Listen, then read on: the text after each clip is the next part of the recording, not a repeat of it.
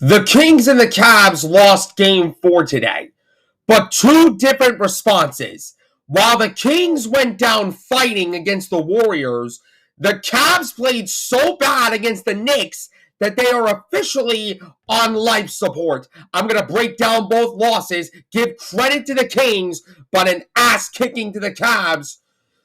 I regret saying this. Cavs and Kings fans, let's ride.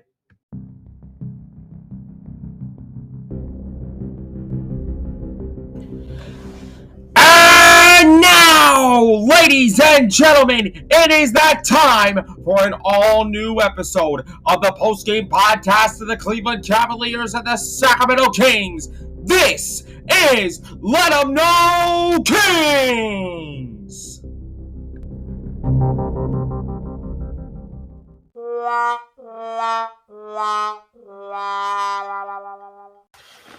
What's going on, everybody?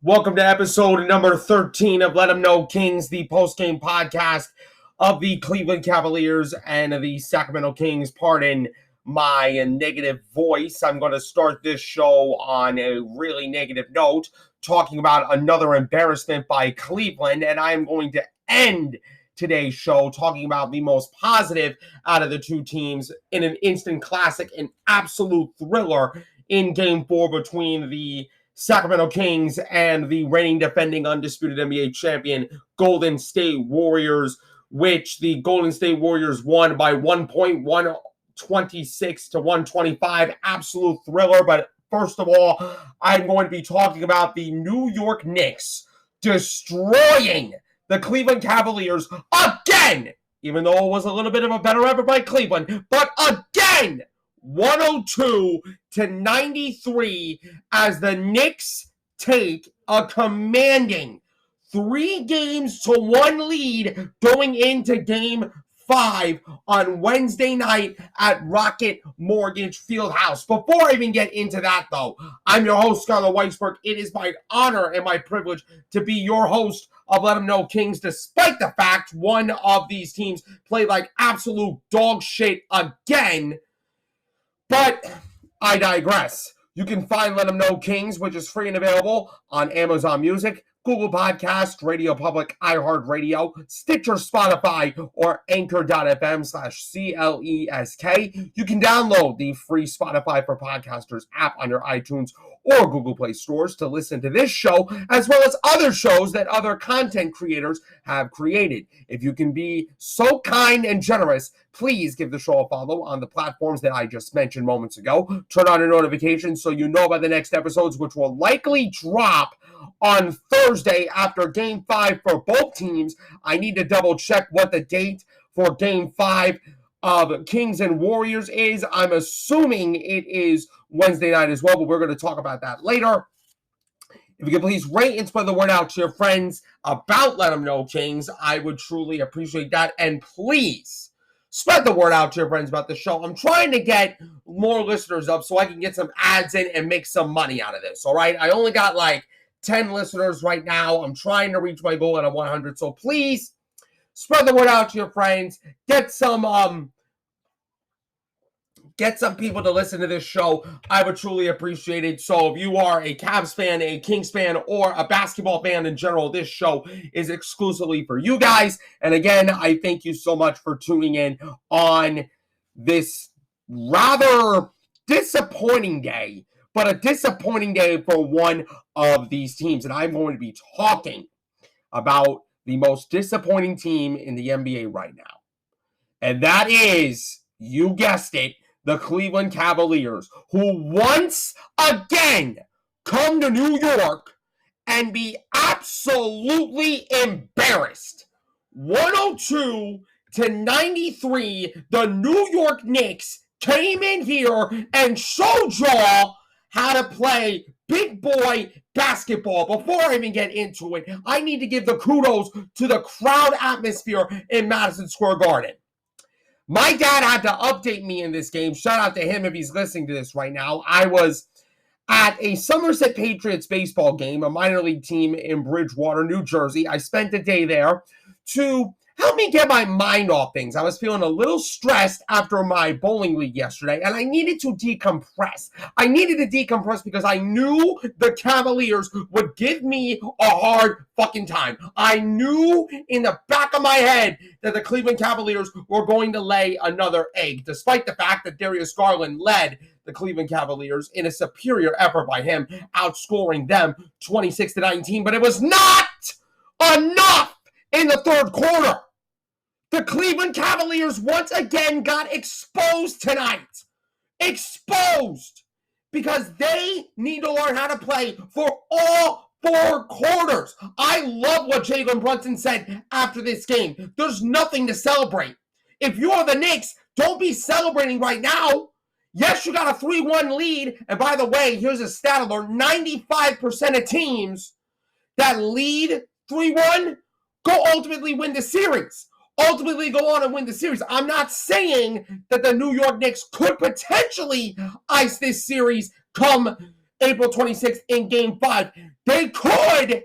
They could. Actually, as a matter of fact, I think they would ice this series considering how the Cleveland Cavaliers are playing like absolute bullshit. First of all, I need to give the kudos to the atmosphere in Madison Square Garden. This place, again, was absolutely insane. It was absolutely crazy from the jump. And coming from me, from living in the New York area, I can understand how loud Madison Square Garden is. I used to go there when I was a kid. I don't go there anymore. I don't go there anymore because I don't live in New York City anymore. Perhaps I can take a 20-minute train ride from New York City, but whatever the case may be, the New York Knicks fans absolutely brought it. Again, I also need to give the kudos to Tom Thibodeau, the head coach of the New York Knicks.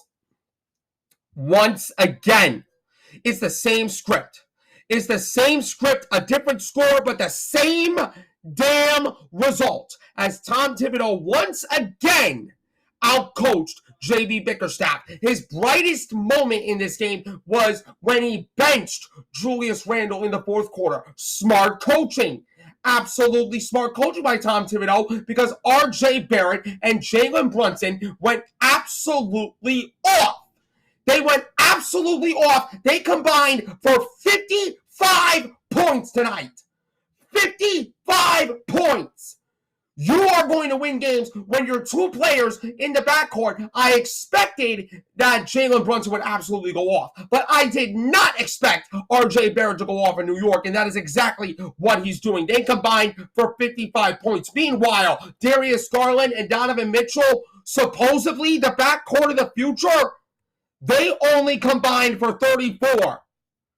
So how can Darius Garland and Donovan Mitchell, who, by the way, Donovan Mitchell only scored 2 fucking points in the second half. 2 points. You're supposed to be a superstar, Donovan Mitchell. You're supposed to be our leader. You're supposed to be our catalyst.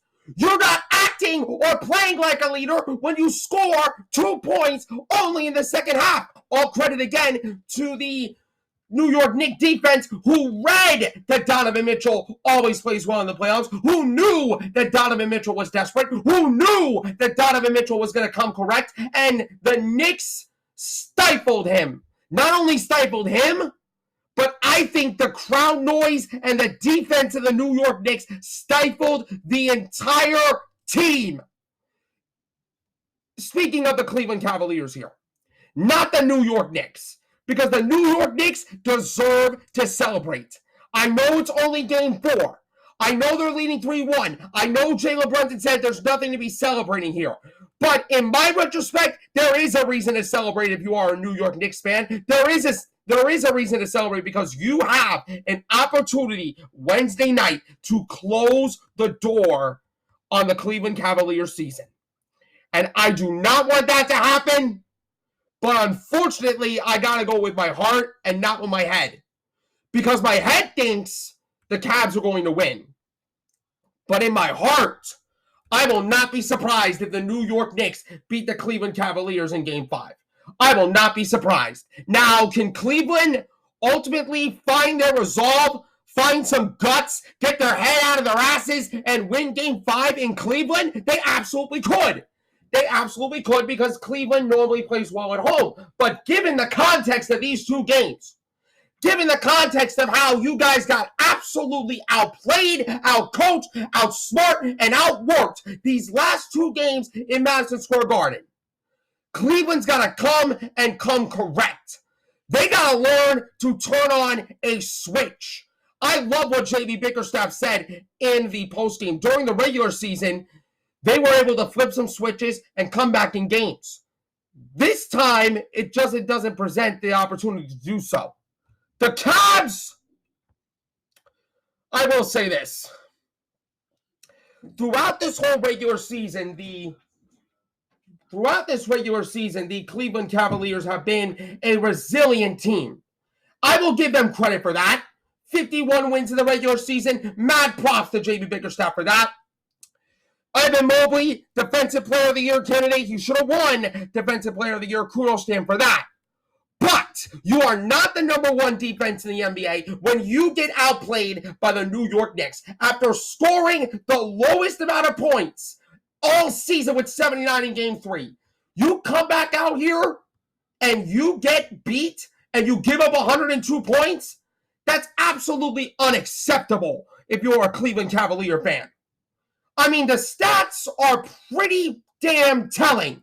The shooting, 47% from Cleveland compared to 45%. That's pretty much even in my estimation. The three-point, I'm not even going to talk about because both teams had a really rough night for the three-point shooting. But here is the stat that I believe the Knicks have the advantage on. And I said this from game one going forward. The New York Knicks out-rebounded the Cleveland Cavaliers 47-33, and 17 of those were offensive rebounds.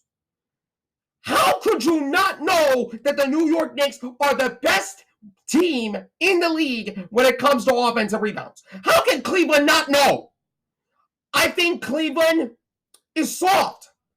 I hate to say it as a Cavalier fan, but I need to be perfectly honest here. The Cleveland Cavaliers are soft. They are not physical when they get inside. Mitchell Robinson, Hartenstein, and Josh Hart especially bullied the Cleveland Cavaliers all day long on the glass, and the Cavaliers couldn't do nothing about it.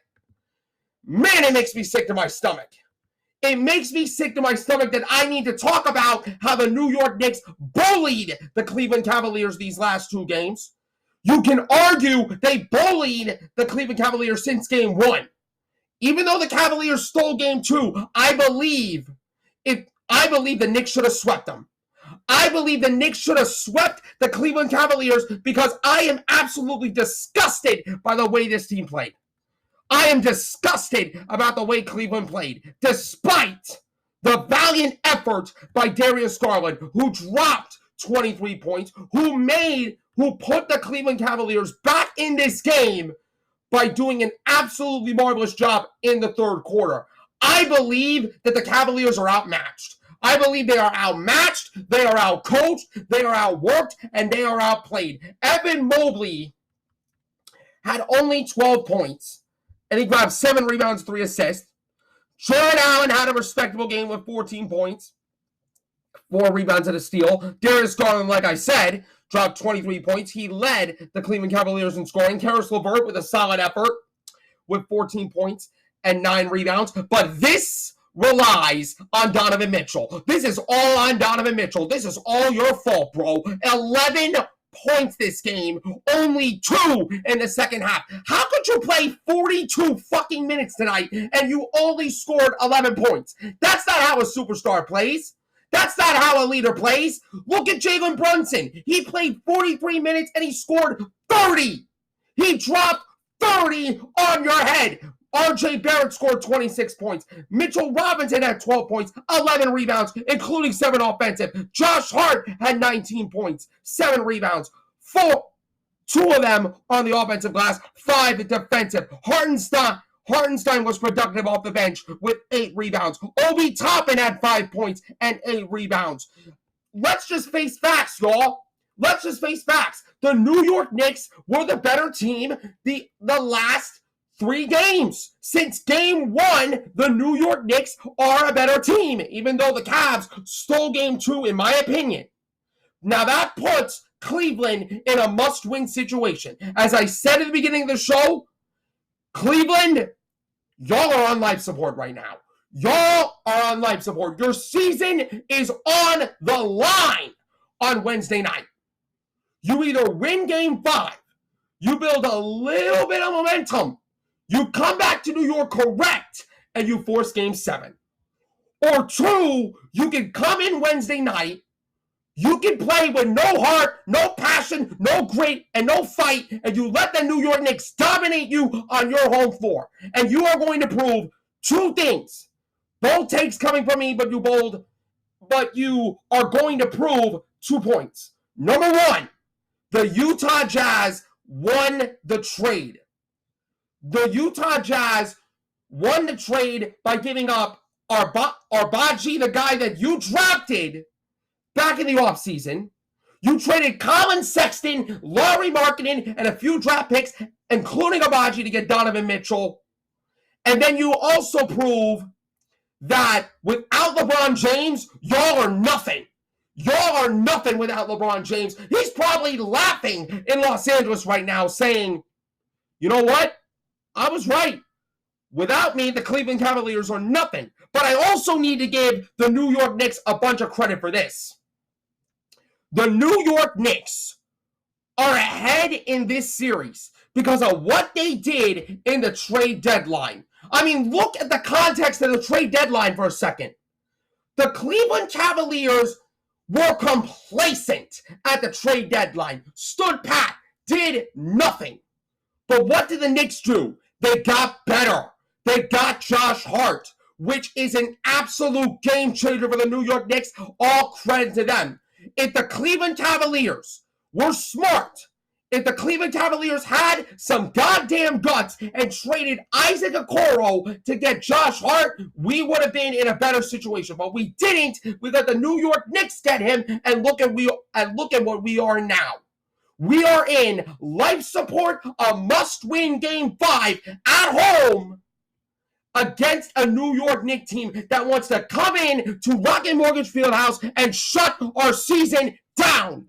The last thing that I want to hear is Stephen A. Smith bragging about the New York Knicks, bragging about how it's orange and blue skies, orange and blue skies. Well, I had to hear it on ABC, and it makes me sick to my damn stomach. Cleveland, get your shit together, come in Wednesday night, and come correct. We need this game 5 in our home floor. Get it together and win game 5, goddammit, because I'm not ready for this season to be over, and none of my Cavalier fans that are listening to this right now want this season to be over. But unfortunately, unless we play better than what we did these last 2 games, it's going to end Wednesday night. Give me the Cavs to win, but they need to show me something. They need to show me effort. I'm going to take a break and calm my ass down a little bit. But when we come back, I'm going to talk about a team that showed grit, a team that fought, a team that showed effort despite their youth. I'm talking about the Sacramento Kings, who dropped an instant classic of a Game 4 to the Golden State Warriors. I'll be talking about that after the...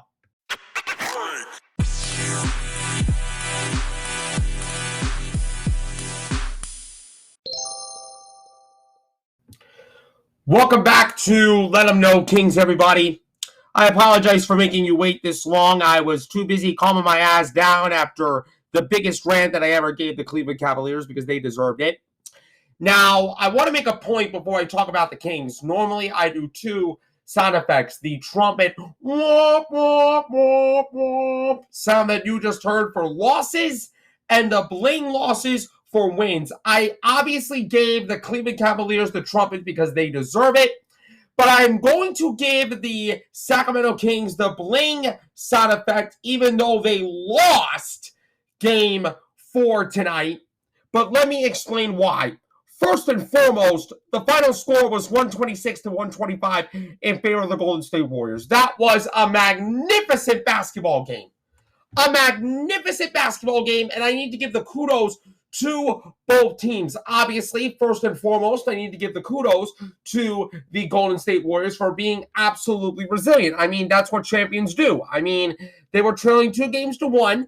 If they would have lost this game and trailed 3-1, like my mind predicted, but I knew in my heart that Golden State was going to tie up the series because I expected this series was going to go to a Game 7. But if the Golden State Warriors lost this game and trailed 3-1, you could have argued that the dynasty of the Golden State Warriors would be over and done with. But the dynasty of the Golden State Warriors remains alive and well as the Golden State Warriors won by the skin of their teeth. And I say the skin of my teeth because there were some plays that ultimately gave the Sacramento Kings, in my opinion, a whole lot of momentum. But I need also to give the kudos to another team that deserves to be talked about, and that is the Sacramento Kings. First and foremost, I need to give the kudos to the Kings because y'all showed better effort tonight in Game 4 better than Game 3. Because Game 3, I think you guys were flustered.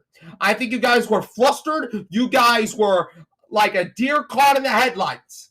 I love what Mike Brown said in his post-game press conference. These guys came to play. The Kings came to play and gave a chance to win for 48 minutes.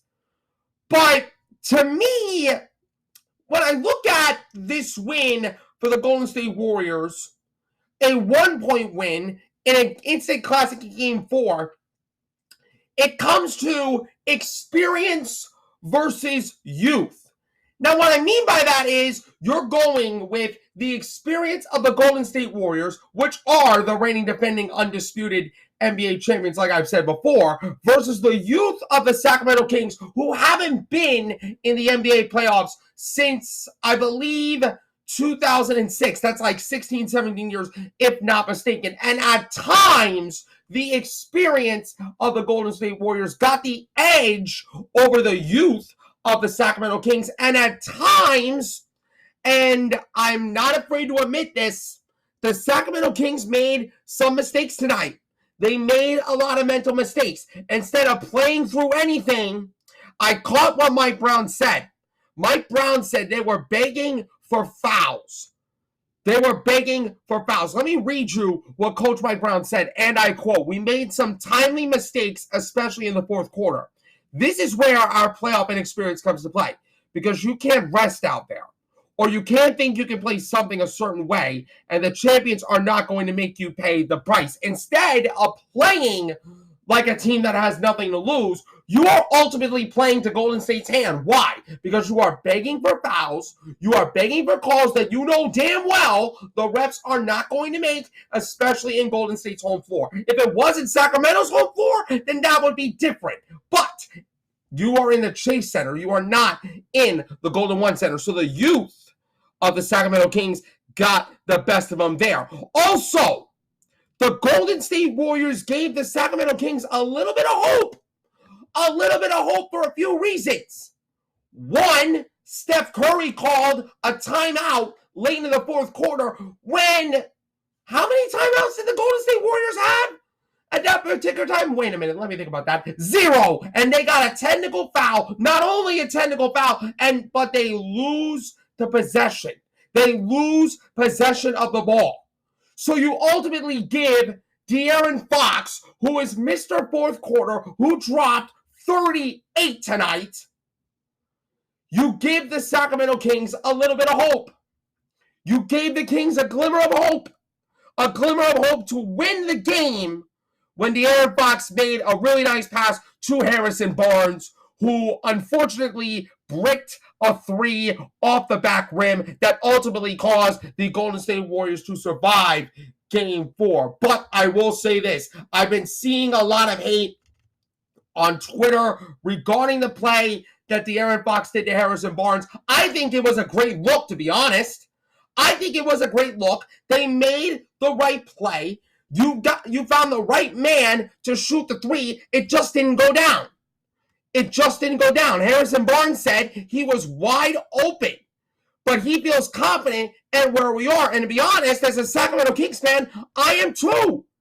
I am confident of where the Kings are going into Game 5 on Wednesday night because I know damn well Golden One Center is going to be an absolute madhouse. And yes, there will be the return of the Cowbells. The Cowbells will come back in Sacramento and they'll be ringing loud and proud all night long. And before I get to the team stats, let me mention off this. Jordan Poole started over Draymond Green tonight because Draymond Green elected. He didn't force Steve Kerr to make the choice. He suggested to Steve Kerr to come off the bench. And Steve Kerr said, you know what? Why not? Let's do it. And that actually paid off for the Golden State Warriors, which I found really impressive. The stats, 50% shooting for Golden State compared to 47% for the Sacramento Kings. The three-point shooting was dead even. The rebounds were dead even. The steals, I got to give the advantage to the Golden State Warriors, 8-5. The blocks, 6-3 in favor of Golden State. 12 turnovers for the Golden State Warriors that gave up 18 points, 10 for the Sacramento Kings, who gave up only 15 points. The Sacramento Kings, for the most part, took care of the ball. Despite the fact of the shaky fourth quarter that they had, the points in the paint were pretty even. It was an even played basketball game, but ultimately the experience of the Golden State Warriors paid off against the youth of the Sacramento Kings. But both of these teams deserve the kudos and the round of applause. Matter of fact, I am applauding the Golden State Warriors for getting a win over the Sacramento Kings, tying the series at 2 games apiece. But I am also applauding the Sacramento Kings for their effort, for their grit, for their toughness, and their resilience in this game. You didn't break like you did in Game 3. You bended, but you were resilient. You gave your team a chance to win. If Harrison Barnes knocked that three-point shot down, this would have been a whole different outcome. This would have been a whole different episode. But we got ourselves a barn burner of a Game 5 Wednesday night, y'all. And I am really, really excited to watch this game for the Sacramento Kings. De'Aaron Fox led all scorers with 38 points, 9 rebounds, 5 assists. Kevin Huerter was non-existent with 2 points again. Domantas Sabonis, he was a little off with 14 points and 7 rebounds, but he also had 8 assists. But the guy that surprised me was Keegan Murray. Welcome to the playoffs, my guy. Excuse me. Welcome to the playoffs, man. This man was like ice cold these last 3 games. This game tonight, he dropped 23. That is impressive. That is impressive for a rookie that this is his first time in the NBA playoffs. He needs this playoff experience. Like Mike Brown said in the Game 3 post games that he was confident of where Keegan Murray was. He needed to experience the growing pains to figure it out. And he did figure it out for the most part.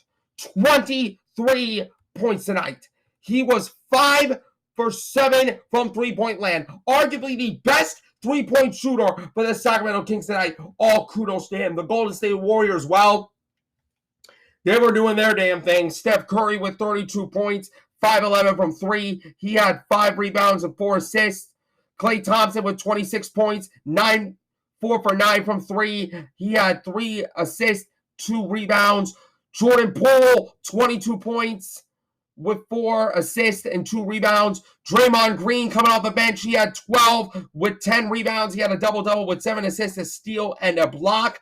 Kevon Looney, this man is just a beast on the boards. This man is just a beast on the boards. He had 8 points, but he had 14 rebounds, including 12 defensive and 6 assists. I mean, look, if there's one thing that I think Sacramento needs to change going into Game 5, I think they need to be more physical. I think they need to not allow Kevon Looney to dominate in the paint. But guess what? Game 5 is in Sacramento.